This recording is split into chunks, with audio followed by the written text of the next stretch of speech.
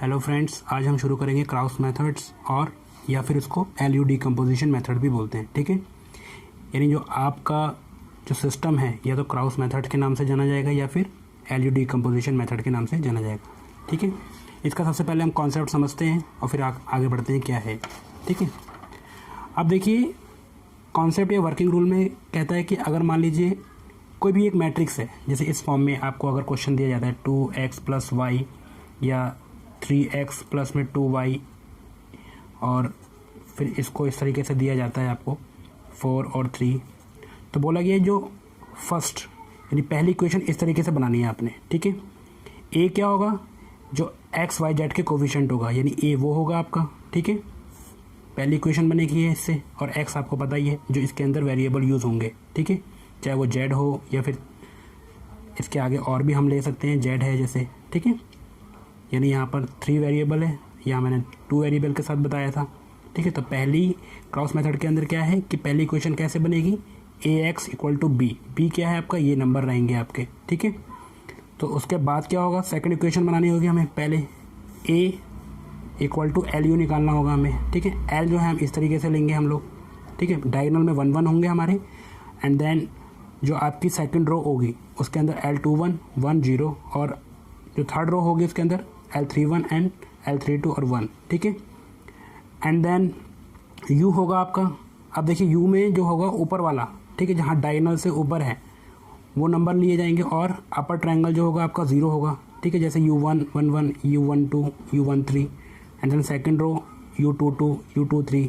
ठीक, इस फॉर्मेट में फिर उसके बाद ये वाली और ये वाली इक्वेशन को एक साथ रखा जाएगा। अब देखिए जैसे ए को क्या लिख सकते हैं, LU, तो यहाँ पर मैं पुट कर लूँगा LU। ठीक है, LU और x = b रख दूंगा मैं। उससे पहले मैं क्या करूँगा, UX को मैं y के ऊपर रख दूंगा। ठीक है, y मेरा यहाँ पर इस फॉर्मेट में होगा, एंड जो थर्ड इक्वेशन होगी मेरी जो बनेगी इसको सॉल्व करने के बाद, मतलब थर्ड और फोर्थ को जो सॉल्व करने के बाद फिफ्थ इक्वेशन बनेगी वो इस तरीके से बनेगी, Ly = में b। L जो होगा मेरा यहाँ वाला नंबर होगा, एंड y ये होंगे, एंड देन b आपका ये जो स्टार्टिंग में था। ठीक है, इसको करके देखते हैं और निकालने की कोशिश करते हैं। ठीक है, कि किस तरीके से हम लोग यहाँ पर x y z निकाल पाते हैं। ठीक है, डायरेक्ट क्वेश्चन पे करते हैं इसको। अब देखिए हमारे पास क्वेश्चन है, ये है, इसमें 3 इक्वेशन दे रखी है, पहली equation, then second equation and then third equation. इसमें सिंपल है कि x और y, मतलब x कैसे निकालेंगे, y कैसे निकालेंगे, एंड z की वैल्यू क्या होगी, ये हमें निकालना है। ठीक है, तो वर्किंग रूल के अकॉर्डिंग सबसे पहले हम क्या करते हैं, ax = b करते हैं। ठीक है, तो a क्या है आपका, a है आपका जो कोफिशिएंट है x y z के। ठीक है, अब जैसे फर्स्ट रो देखिए आप 2 है, एंड देन 3 है, एंड देन 1 है। ठीक, एंड देन सेकंड में देखिए 1 है, 2 है, एंड देन 3 है, एंड थर्ड में देखिए 3 है, 1 है, एंड देन 2 है। ठीक, अब देखिए x क्या होगा आपका, जो आपके साथ जो वैल्यू होंगी, कितने वेरिएबल हैं, x y z है, या फिर कोई और होता है w ले लेते हैं हम लोग। ठीक है, यानी x y and then z। ठीक, एंड देन b जो है वो आपका क्या रहेगा, ये जो लास्ट में = में आ रखा है जो। ठीक है, 9 6 8। क्लियर। अब इसको हम फर्स्ट इक्वेशन यानी वर्किंग रूल के अकॉर्डिंग जो है पहला हम इस तरीके से लिख लेते हैं, फर्स्ट इक्वेशन बना लेते हैं। ठीक, ax = b। अब देखिए a क्या है आपका, यहाँ पर ये लिखा हुआ है 2 1 3 एंड देन 3 2 1 एंड 1 3 2। ठीक, एंड x क्या है आपका, ये रहा x y z and then = में 9 9 6 8। ठीक, अब देखिए हम लोग यहाँ पर क्या करेंगे, सेकंड चीज़ का इस्तेमाल करेंगे, यानी a को मैं क्या लिख सकता हूँ, LU लिख सकता हूँ। ठीक है, L मेरा क्या रहेगा यहाँ पर, आप याद रखिएगा, L मेरा यहाँ पर रहेगा इस तरीके से, जैसे मैं आपको बता देता हूँ, यूजिंग LIJ एंड देन एक और भी है मेरे पास UI एंड J। ठीक है, ये वैल्यू रहती है इस तरीके से। अब देखिए कहने का क्या मतलब है, कहने का मतलब है कि a जो है मेरे पास इस तरीके से लिखा 2 1 3 3 2 1 and 1 3 and 2 equal to L क्या रहेगा मेरा वर्किंग रूल के अकॉर्डिंग इस तरीके से मैं लिखूंगा। एल मेरा ये रहेगा, यानी डायगोनल में 1 रहेंगे और अपर ट्रायंगल में 0 और नीचे L21 L31 एंड L32, ठीक है, इस तरीके से, यानी डायगोनल में 1 1 and 1, L21 L31 L32 and 0 0 0, ठीक है। एंड देन मल्टीप्लाई में क्या रहेगा मेरा, यानी ये मेरा L है एंड देन ये मेरा U रहेगा और ये A है, ठीक है, जो A इसके अकॉर्डिंग। U क्या है, U जो है अपर में U1 रहेगा, U12, ठीक है, इस तरीके से U1 1 U12 U13, ठीक है, and then 0 U22 and U23 and 0 and then 0 and U2 3 3, ठीक है, यानी डायगोनल से ऊपर वाले वैल्यू रहेंगे आपके, ठीक है, डायगोनल में U11, ठीक है, U। अब क्या करना है, इसको मल्टीप्लाई कर लेना है, ठीक है। अगर आपको ये वैल्यू लिखना आती है तो बहुत बढ़िया बात है। जैसे आपको याद होना चाहिए कि अगर 3 मैट्रिक्स फॉर्म में होती है, 3/3 की मैट्रिक्स होती है, 3 × 3 की मैट्रिक्स होती है, तो क्या होता है A11 A12 A13 A21 A22 A23 and A31 A32 और A33, ठीक है, यानी ये ही आपके फर्स्ट वाला I है, देन सेकंड वाला जो वैल्यू है वो J है, यानी यहाँ पर जो मैंने शो किया है, ठीक है। तो ये इस फॉर्मेट में लिखे गए हैं। नीचे वाली वैल्यू मैंने इस तरीके से लिखी हुई है, जहाँ पर A था मैंने L लगाया हुआ है, ठीक है, इस तरीके से। अब इनको आप मल्टीप्लाई करेंगे। अब मैं नेक्स्ट पेज पे लिख लेता हूँ इस चीज़ को, ठीक है। जब मैंने नेक्स्ट पेज पे लिखा इस चीज़ को तो मैं एक बार दोबारा से लिख लेता हूँ, 2 1 and 3 and 3 and 2 1 and 1 and 3 and 2, ठीक। और उसके बाद मेरा क्या था, L था, यानी A है और मेरा L होगा एंड देन U होगा।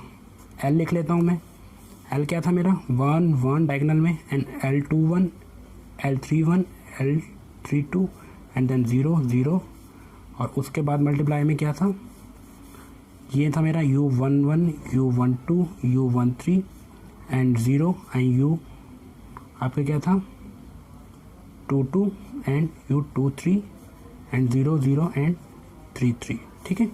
जब आप इसको मल्टीप्लाई करोगे तो मल्टीप्लाई का रूल होता है, अगर आपको मल्टीप्लाई याद हो तो, ठीक है, जैसे A B C D multiply करते हैं तो कैसे करते हैं, जैसे X Y Z और W, यानी ये इस तरीके से, यानी यहाँ का रो इस कॉलम से मल्टीप्लाई होगा AX, ठीक है, AX प्लस BY, ठीक है ना, AX और देन सॉरी AX को इससे मल्टीप्लाई एंड B Z होगा यहाँ पर, सॉरी, ठीक है, CX प्लस में DZ, ठीक है, एंड देन इस वाले नंबर को करेंगे इससे ही फिर, ठीक है।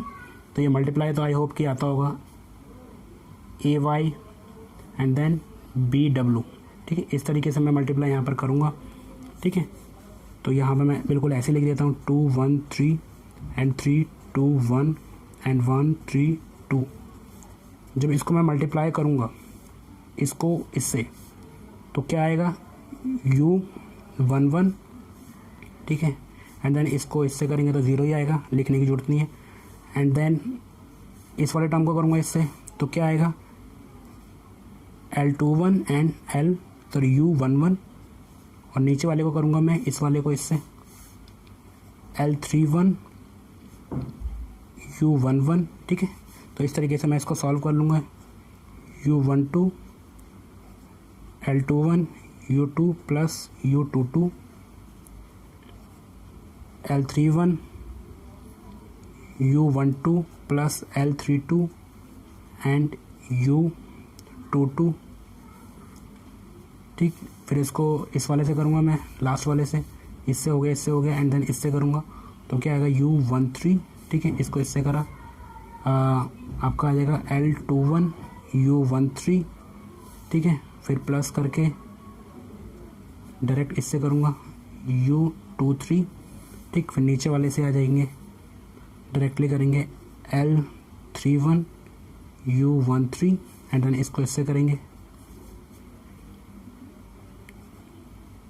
L32 एंड U23 प्लस फिर इसको करेंगे क्या आएगा U33, ठीक है। तो ये मैट्रिक्स आएगा और इसके इक्वल रख देंगे, ठीक है।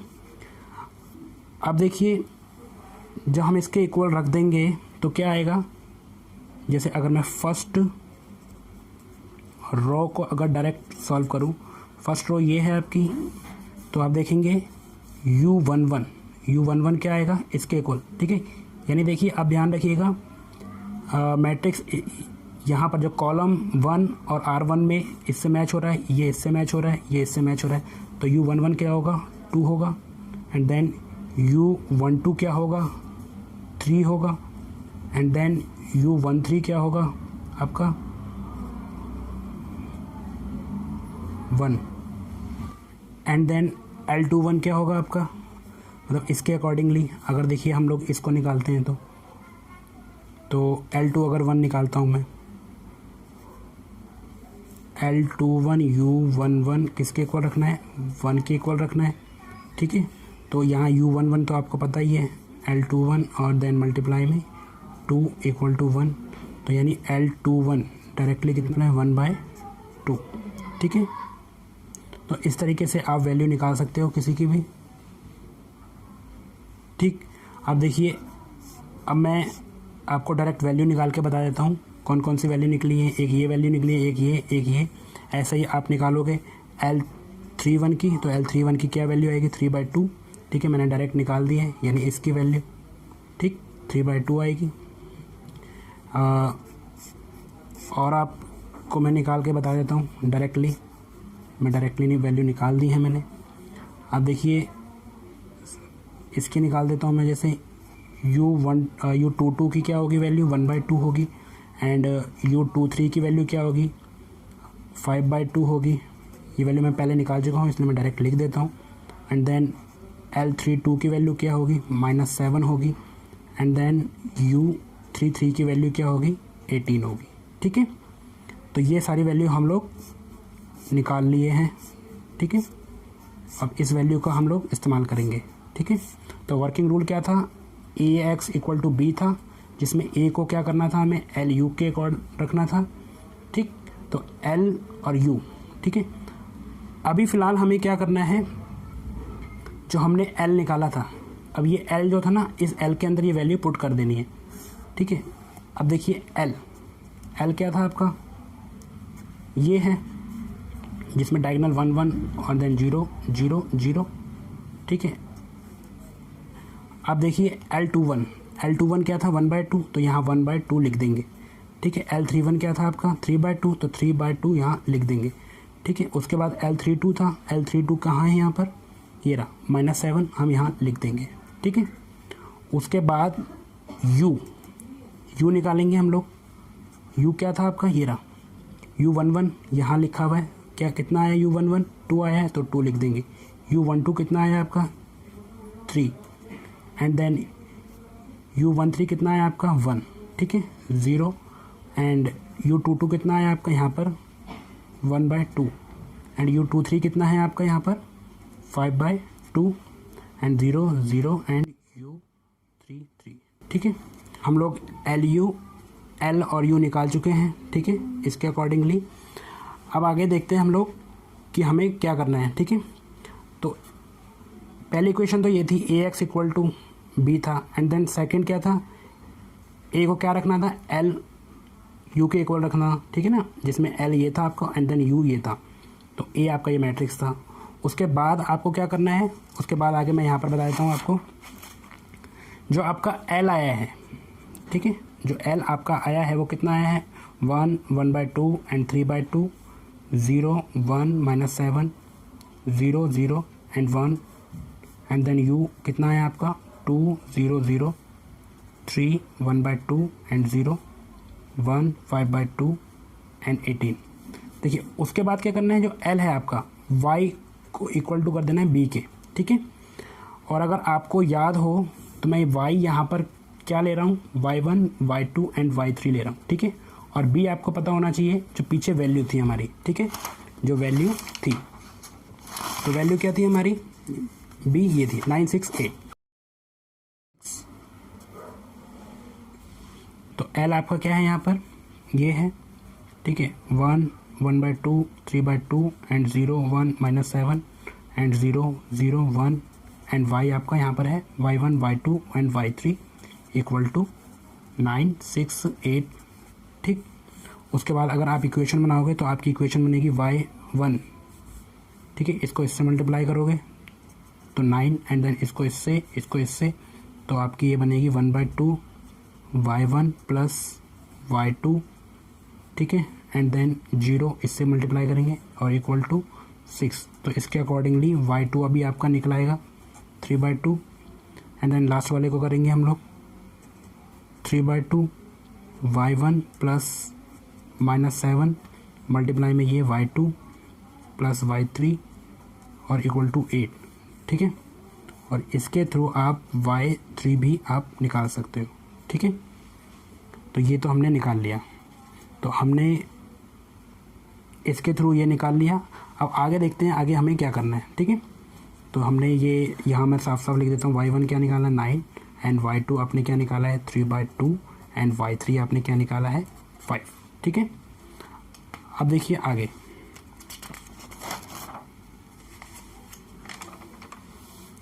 अब आपने करना है ux इक्वल टू y, ठीक है। अब देखिए u आपका क्या था, अगर आपको याद हो पीछे, तो 2 3 1 एंड 0 1/2 5/2 0 0 18 एंड जो x था आपका वो क्या था x y एंड z, यानी जो ये वाला x था, ठीक है, और y आपका जो हमने अब पीछे निकाला था, ठीक है ना, जो आपका y है y1 y2 एंड y3, ठीक है, ये है आपका y। तो पीछे y जो हमने निकाला था वो क्या था 9 था एंड देन 3/2 था एंड देन 5 था। जब आप इस इक्वेशन को सॉल्व करेंगे, ठीक है, तो आप फिलहाल नीचे वाली इक्वेशन से स्टार्ट कर सकते हैं या फिर ऊपर वाली से भी। तो ऊपर वाले से करेंगे तो 2x प्लस में 3y प्लस में z इक्वल टू 9, ठीक है। उसके बाद ये वाली करेंगे, इससे 0 हो जाएगा ये, तो करेंगे 1/2 y प्लस में 5/2 z equal to 3/2 and then next करेंगे तो आप करेंगे केवल z के साथ 18z इक्वल टू 5, ठीक है। तो यहाँ से डायरेक्टली आप वैल्यू निकाल सकते हो। तो z की वैल्यू क्या आ गई आपकी 5/18, तो इसमें अगर आप z डाल दोगे तो यहाँ से y की वैल्यू आ जाएगी। तो मैं यहाँ डायरेक्ट लिख देता हूँ y की वैल्यू क्या आ जाएगी 29/18 एंड देन यहाँ से z और y की वैल्यू डालोगे तो x की वैल्यू आ जाएगी, यहाँ से x कितना आ जाएगा आपका यहाँ पर 35/18, ठीक है। तो ये याद रखना। तो x, ठीक है, यहाँ कितना आ गया, y कितना आ गया, z कितना आ गया, इस सिस्टम के अंदर यही निकालना था और ये वैल्यू जो है वो हम निकाल चुके हैं, ठीक है। 35/18, y क्या है 29/18 एंड देन z क्या है 5/18, ठीक। तो बहुत सिंपल है। तो मेथड थोड़ा अलग हो सकता है और सिंपल यही है कि आप क्या करना है, मैं थोड़ा सा शॉर्ट में बता देता हूँ कि एलयू डिकम्पोजिशन मेथड को क्राउस मेथड भी बोलते हैं। इसमें क्या करना होता है, हमें ए यानी इस मैट्रिक्स से कोफिशिएंट हमें लिखने होते हैं और एक्स वाई जेड को एक्स मान लिया हमने एंड देन जो बी है आपका इस तरीके से, ठीक है। तो पहली इक्वेशन तो आपकी ये बनी, इस तरीके से बना सकते हो आप पहली इक्वेशन, ठीक है। तो ए एक्स इक्वल टू बी, यानी ए और वाई एक्स वाई जेड जो है आपका ये, और बी आपका इस तरीके से, ठीक है। फिर आपको मैंने बताया था कि उसके बाद क्या करना है, ए को आप क्या मानना है एल एंड देन यू, तो उसके अकॉर्डिंगली आपने फिल कर दिया, ठीक है, एल और यू मैंने कॉन्सेप्ट में आपको बताया भी था। उसके बाद आपने क्या किया, उसकी वैल्यू निकाल ली एल और यू की, ठीक है, इस तरीके से। एंड देन जब वैल्यू निकाल ली तो आपने इसको इस तरीके से ऑपरेट कर दिया, एल इंटू में वाई इक्वल टू बी, ठीक है। वाई हमने यहाँ पर एज्यूम करे थे, ठीक। जब वाई निकाल लोगे तो आप क्या करोगे, उसके बाद Q X equal to Y रख दोगे, जिसके बाद जो है आपकी एक्स वाई जेड की वैल्यू आ जाएगी, ठीक है। तो आई होप कि ये कॉन्सेप्ट आपको समझ में आया होगा, क्वेश्चन समझ में आया होगा, ठीक है। इसी के साथ ये लेक्चर हम कंप्लीट करते हैं। Thank you.